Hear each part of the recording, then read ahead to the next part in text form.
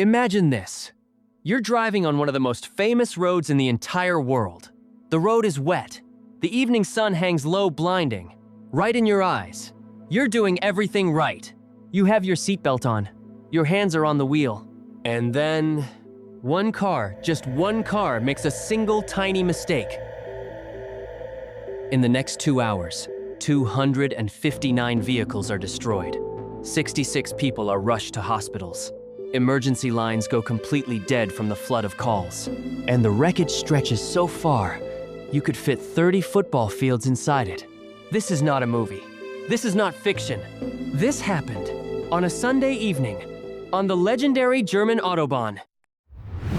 Welcome back to RoadXFactor, the channel where roads tell their own stories. And today, we're telling one of the most devastating ones ever recorded in European history. Before we talk about the crash, we have to talk about the road. Because this isn't just any road, the German Autobahn.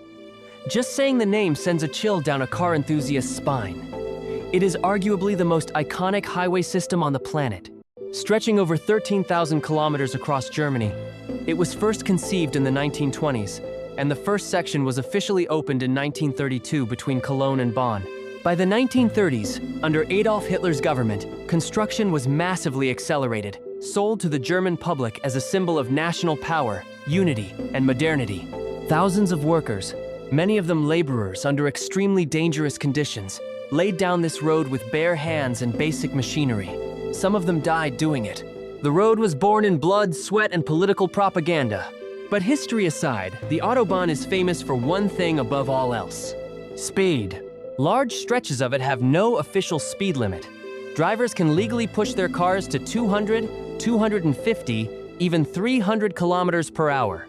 It is the ultimate test for a driver and a machine. And yet, despite its reputation for speed statistically, the Autobahn is safer per kilometer driven than most American interstate highways. German engineering, strict driver licensing, and regular road maintenance make it a marvel of human infrastructure. But on the evening of July 19th, 2009, the Autobahn would be humbled. Not by a terrorist, not by a freak earthquake, by rain. And by one single human mistake.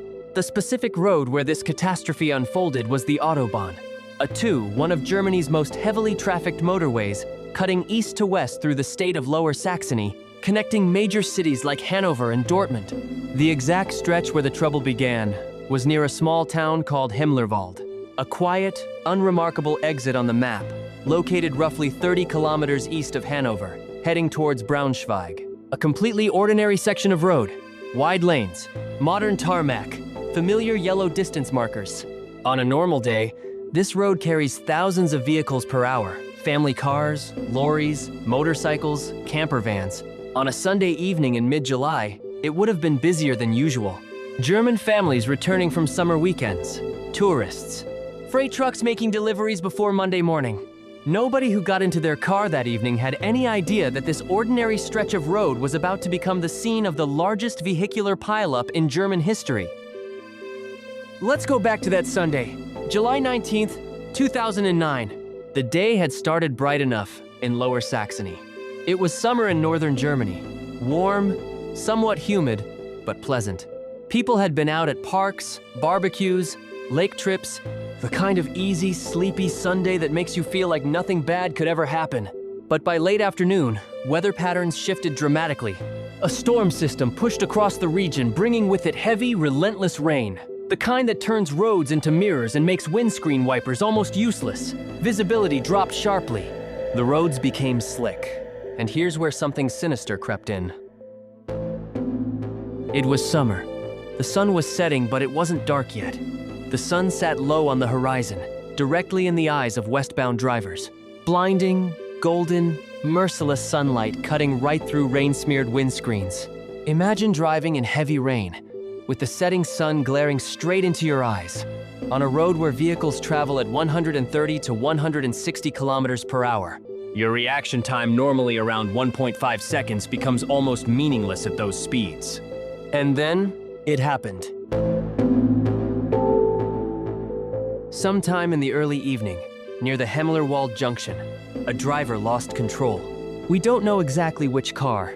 We don't know that driver's name. But in those few seconds, one vehicle, maybe hydroplaning on a flooded section of tarmac, maybe blinded by the sun, veered or braked too hard or too suddenly. And that was all it took. The car behind didn't stop in time. Then the car behind that one. Then another, and another. What began as a single collision became a chain reaction within seconds, spreading backwards like falling dominoes along the motorway. Cars traveling at highway speeds had virtually no time to react. Some swerved into adjacent lanes, causing secondary collisions. Others piled directly into the wreckage that was already forming in front of them. Over the course of 2 brutal hours, across a stretch of road 30 kilometers long, 259 vehicles were involved in this catastrophic chain of destruction. Now let's put ourselves in the shoes of the people who were trapped inside this nightmare. Picture this. You're in your car, moving at motorway speed, rain hammering your roof. You see brake lights ahead red, blurry through the rain. You push your brakes. You feel the tires lose grip for a fraction of a second on the wet road. You slide. You brace yourself. Bang. For the lucky ones, it was a low-speed impact. Airbags deployed. Shock, disorientation, but mostly intact. They sat inside crumpled vehicles, hazard lights flashing, completely unable to move because the road in every direction was a sea of wrecked cars. For others, the impacts came from multiple directions. Drivers who had already stopped were hit again from behind by vehicles that couldn't stop in time. Cars were spun around. Some ended up facing completely the wrong direction. Some ended up on embankments or partially off the road. Survivors described pure panic. People screaming, children crying, the constant sound of metal hitting metal in the rain and the fading light. Phones were pulled out immediately, but in many spots, call lines became overloaded instantly. Some trapped drivers, those who understood the danger of remaining in a stationary vehicle on an active motorway, made the brave decision to get out of their cars and move to the roadside barriers. Others stayed put, not knowing if it was safer inside or outside. A few bystanders drivers who miraculously managed to stop their vehicles before entering the main zone of destruction became first responders on the spot. They moved through the wreckage on foot, checking on injured people, calling for help, directing others to safety. On one of the fastest roads in the world, everything had come to a terrible, twisted standstill. Within minutes of the first calls, emergency services were mobilized, but what they were about to drive into was unlike anything most of them had seen before. Police units from Braunschweig were among the first to respond. When officers arrived on scene, they were met with a sight that stopped them cold. Kilometers of smashed, crumpled vehicles, broken glass and twisted metal scattered across the tarmac.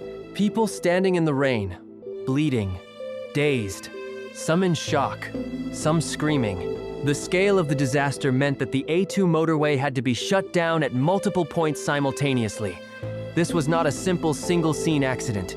The wreckage was spread across roughly 30 kilometers of road, multiple crash clusters, each one a serious incident in its own right. Ambulances arrived in waves. Paramedics moved through the debris, triaging injured passengers, prioritizing the most critically wounded. Of the 66 people injured that evening, 10 were in critical condition, meaning they had life-threatening injuries that required immediate surgical intervention. Helicopters were deployed to airlift the most seriously wounded to hospitals in Hannover, Braunschweig, and surrounding cities. The helicopter landings on the motorway itself on a stretch cleared of wreckage by police were a sight that locals and witnesses would never forget. Firefighters were also on scene, checking vehicles for fuel leaks, ensuring no fires broke out in the wreckage, a very real danger when dozens of vehicles with full petrol tanks are crushed together. Throughout the night, crews worked to clear the road, tow away destroyed vehicles, and restore safety to one of Germany's most vital transport arteries. The cleanup continued well into the early hours of Monday morning. Let's talk numbers, because the numbers here are almost incomprehensible. 259 vehicles, 259, cars, lorries, vans, motorcycles, all destroyed or heavily damaged across a 30-kilometer stretch of German motorway. 66 people were injured. Of those, 10 were in critical condition with severe injuries, though remarkably, all of them survived. There were 0 fatalities recorded from the crash itself, a near miracle given the scale of the destruction. The crash unfolded over approximately 2 hours in the evening. The road closure disrupted traffic for many additional hours, with traffic jams stretching several kilometers in both directions. Emergency response deployed. Hundreds of police officers, firefighters, paramedics, and road crew personnel, multiple helicopters, dozens of ambulances, tow trucks working through the night. Property damage ran into the tens of millions of euros insurance claims flooded in from across Germany and beyond, as many of the vehicles belonged to drivers from multiple European countries. This wasn't just Germany's largest ever road pileup. It was one of the top 5 largest vehicle pileups ever recorded anywhere in the world at that time. By Monday morning, the story had exploded across the global media. German national outlets, ARD, ZDF, Der Spiegel, Bild, led their morning coverage with the story. Photos of the wreckage, taken both from the air and on the ground by news photographers and bystanders, flooded the front pages and websites. International wire agencies Reuters and Associated Press picked up the story immediately, distributing it to news organizations worldwide. NBC News in the United States ran the story with the headline, "Over 100 vehicles involved in pileup in Germany." British outlets like the BBC and The Guardian reported on it as a shocking example of how even the world's most famous motorway could be brought to its knees in Maine. An instant. Automotive enthusiast publications like Jalopnik covered it with a mix of shock and technical analysis. The headline on Jalopnik read, 259, Car Autobahn pileup, largest in German history. And it went viral in the early days of social media. The Greens political party in Germany, who had long campaigned for speed limits on the Autobahn, immediately issued public statements calling for legislative action, just as they had done years before after previous Autobahn tragedies. The world, for a few days, was watching Germany's roads very closely. Police and road safety investigators launched an immediate inquiry into the causes of the pileup. What they found painted a precise and deeply sobering picture. The primary cause was identified clearly: a dangerous combination of heavy rain, wet road surfaces, and the blinding low angle of the evening sun. Visibility had been severely compromised for westbound drivers on that stretch of the A2. The wet road dramatically reduced tire traction and increased braking distances. But the investigators didn't stop there. Their second finding was equally important and more uncomfortable. Many drivers had been traveling too fast and following too closely for the given weather conditions. On a dry summer day, those speeds might have been reasonable, but on a rain-soaked road with reduced visibility and a blinding sun, they were reckless. German police explicitly stated this in their official communications. Drivers failed to adjust their speed and following distance to match the dangerous conditions. This finding was significant because it touched the Autobahn's most sensitive political nerve, the question of speed limits. Under German law, even on unrestricted stretches of the Autobahn, drivers are legally required to drive at speeds appropriate to road and weather conditions. Many drivers involved in the pileup had violated this rule not by breaking a posted speed limit, but by ignoring the fundamental duty of care that every driver carries. Investigators also noted that the chain reaction nature of the crash, where each subsequent collision was caused by the one before, it demonstrated perfectly how a single human error, in the wrong conditions, can cascade into mass disaster within minutes. In the days and weeks after the wreckage was cleared, the debate that had been simmering in Germany for decades erupted with new intensity. Should the Autobahn have a mandatory speed limit? The Greens Party, road safety organizations, and survivors' advocates argued fiercely that a general speed cap, most proposals suggested 130 kilometers per hour, would have significantly reduced the severity of the crash. Lower speeds mean longer reaction times. Longer reaction times mean fewer chain reactions. The German government, under significant pressure from the powerful automotive lobby and from a cultural attachment to unrestricted driving, did not immediately impose a blanket speed limit. But what followed was a series of meaningful policy and infrastructure changes. Warning systems along the A2 and similar high-risk stretches were strengthened. Variable speed limit signs, electronic boards that can dynamically reduce speed limits during poor weather, were reviewed and expanded. Driver awareness campaigns across Germany specifically targeted the dangers of driving at high speed in rain, fog, and low sun conditions. Insurance companies, overwhelmed by the claims from the 2009 crash, also pushed hard for better risk awareness training in driver education programs. And for ordinary German drivers, the 2009 A2 pileup became a defining case study taught in driving schools, referenced in safety briefings, replayed in documentary programs for years after. The lesson was not complicated. It was not new.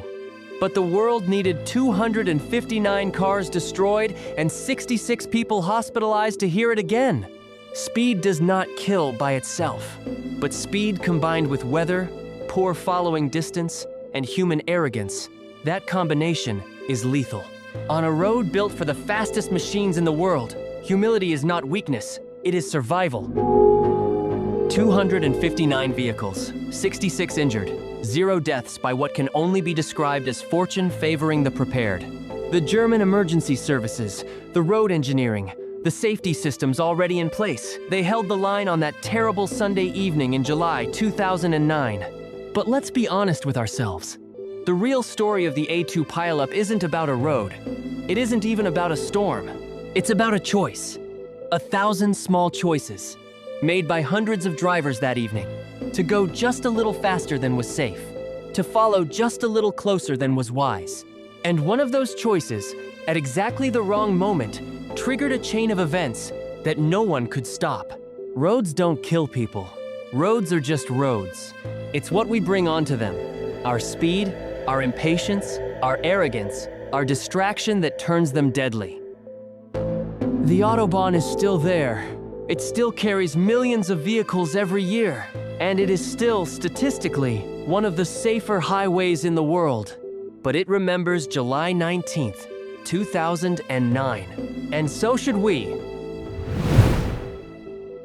If this road took you somewhere new, drop your thoughts in the comments, share it with someone who loves the journey, subscribe so you never miss a mile, and ring that bell, because on the RoadXFactor, the next video is always just around the corner.